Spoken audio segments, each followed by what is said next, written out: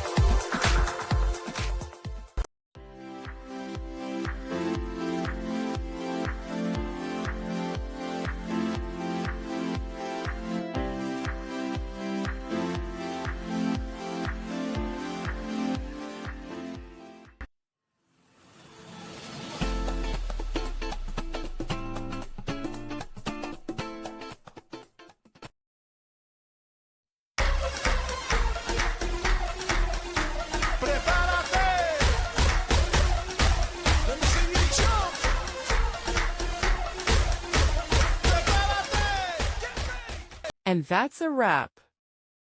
I hope you found the answer you were looking for. If you did, take a second to hit that subscribe button. It really helps out. And let me know in the comments which solution worked best for you. See you next time in the debug zone.